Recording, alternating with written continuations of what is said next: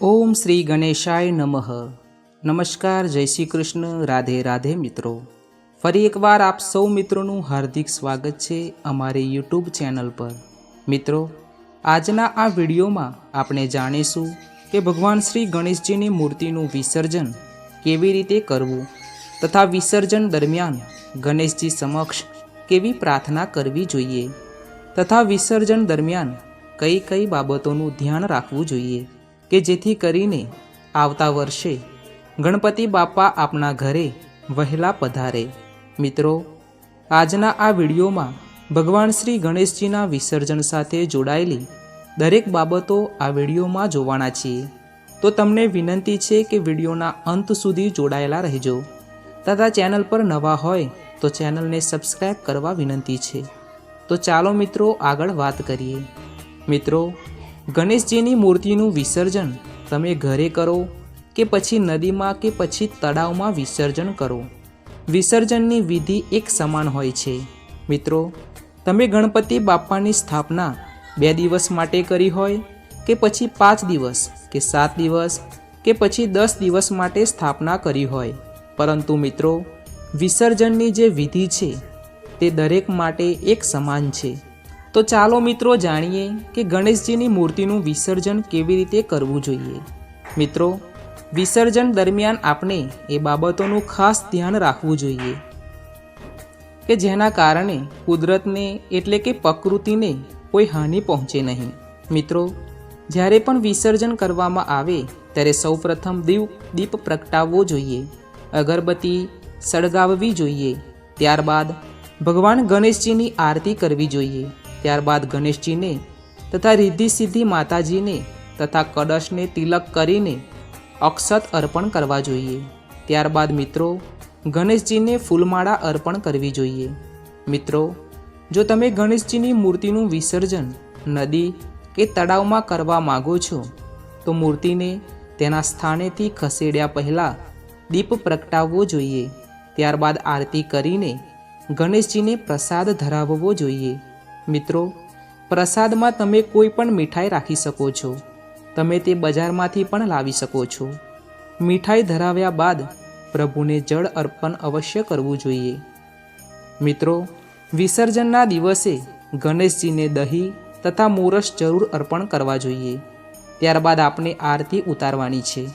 આરતી ઉતાર્યા બાદ આપણે સૌએ ગણેશજીને પ્રાર્થના કરવાની છે કે હે પ્રભુ, અત્યાર સુધી મેં મારી શ્રદ્ધા અને વિશ્વાસપૂર્વક આપની પૂજા આરાધના કરી છે।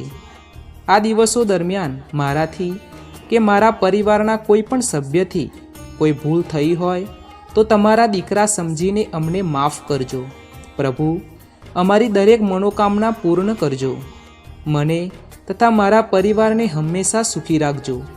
પ્રભુ, આવતા વર્ષે અમારા આગને વહેલા પધારજો। આવી પ્રભુના મૂર્તિ સમક્ષ પ્રાર્થના કરવાની છે। આવી પ્રાર્થના કર્યા બાદ ભગવાન ગણેશની મૂર્તિને થોડીક હલાવી દેવાની છે। ત્યારબાદ જો સ્થાપનામાં જો રિદ્ધિ સિદ્ધિ તથા કળશની સ્થાપના કરવામાં આવી હોય તો તેને પણ તે જગ્યાએથી લઈ લેવાની છે। પછી ગણેશજીની મૂર્તિને ગુલાલ લગાવવાનો છે અને આ ગુલાલ ઉપસ્થિત દરેક ભક્તો ઉપર પણ નાખવાનો છે। મિત્રો, દરેક વ્યક્તિના મનમાં એક પ્રશ્ન થતો હશે કે મૂર્તિ આગળ જે કળશ રાખવામાં આવ્યો છે તેના પાણીનું શું કરવું જોઈએ। તો મિત્રો, તે પાણીને તમે આંગણામાં રોપેલા છોડ કે તુલસીના કૂડામાં રેડી શકો છો અને કળશમાં રાખવામાં આવેલ સોપારી તથા સિક્કાને તમે તમારી પાસે રાખી શકો છો। મિત્રો, હવે આપણે મૂર્તિને ઉઠાવવાની છે। મૂર્તિને ઉઠાવીને કેળાના પાન ઉપર રાખવી જોઈએ, કારણ કે કેળાના પાનને ખૂબ જ પવિત્ર માનવામાં આવે છે। જો મિત્રો કેળાનું પાન ના હોય તો તમે કોઈ પણ પવિત્ર કાપડનો ઉપયોગ કરી શકો છો। મિત્રો, મૂર્તિને ઉઠાવીને તમારે ઘરની પ્રદક્ષિણા કરવાની છે। ત્યારબાદ તમારે મૂર્તિને જે જગ્યાએ વિસર્જન કરવાનું છે તે જગ્યાએ મૂર્તિને લઈ જવાની છે। મૂર્તિને નદી કે તળાવે લઈ જતા રસ્તામાં તમારે ગણપતિ બાપ્પા મોરિયા, મંગલ મૂર્તિ મોરિયા જેવા નારાનો જયકાર કરવાનો છે। ત્યારબાદ મૂર્તિને નદી કે તળાવમાં વિસર્જન કરતા પહેલાં તમારે ગણેશજીની આરતી ઉતારવાની છે। અને ગણેશજીને પ્રાર્થના કરવાની છે કે હે પ્રભુ, હે બાપ્પા, અત્યાર સુધી મેં મારી શ્રદ્ધાપૂર્વક તમારી સેવા કરી છે. આ દિવસો દરમિયાન મારાથી કંઈ પણ ભૂલ થઈ હોય તો તમારો દીકરો સમજીને મને માફ કરી દેજો. હે પ્રભુ, તમારા ચરણે વિનંતી છે કે આવતા વર્ષે મારા ઘરે વહેલા પધારજો. તેવી પ્રાર્થના બાપા પાસે કરવાની છે. ત્યારબાદ ગણપતિ બાપાને પાણીમાં વિસર્જન કરવાના છે. મિત્રો, ગણપતિ બાપાને ડૂબકી લગાડતા સમયે તમારે ગણપતિ બાપાના નારા જોરથી લગાવવાના છે. ગણપતિ બાપ્પા મોરિયા, મંગલમૂર્તિ મોરિયાનો જય જયકાર કરતાં ત્રીજી ડૂબકીએ ગણેશજીને જળમાં વિસર્જિત કરી દેવાના છે. અને ગણપતિ બાપાને સાચા મનથી પ્રાર્થના કરવાની છે કે હે બાપ્પા, આવતા વર્ષે અમારા ઘરે જલ્દી પધારજો. મિત્રો, વાતનું ખાસ ધ્યાન રાખવાનું છે કે ગણપતિ બાપ્પાની મૂર્તિના વિસર્જનની સાથે તમારે થોડોક પ્રસાદ પણ પાણીમાં વિસર્જન કરવાનો છે. મિત્રો, આપનો ધર્મ છે કે આપણે કુદરતને હાનિ પહોંચે તેવું કોઈ પણ કાર્ય કરવું જોઈએ નહીં. તેથી વિસર્જન દરમિયાન બાપાની મૂર્તિને તમારે પાણીમાં જ પધરાવવાની છે. નદીના કિનારે કે તળાવના કિનારે બાપાની મૂર્તિ રાખવી નહીં. જો આવું કરવામાં આવે તો બાપાના આશીર્વાદ આપણને મળશે નહીં. તેથી મારા વહાલા મિત્રોને વિનંતી છે કે મૂર્તિને નદી કે તળાવના પાણીમાં વિસર્જિત કરો. કિનારે વિસર્જન કરશો નહીં. અને જો કોઈ વ્યક્તિએ ઘરે બાપાની મૂર્તિ શુદ્ધ માટીથી બનાવી હોય તો તમે મૂર્તિને ઘરે પણ વિસર્જિત કરી શકો છો. તમારે એક ટબમાં પાણી ભરીને મૂર્તિને તે પાણીમાં વિસર્જિત કરવાની છે.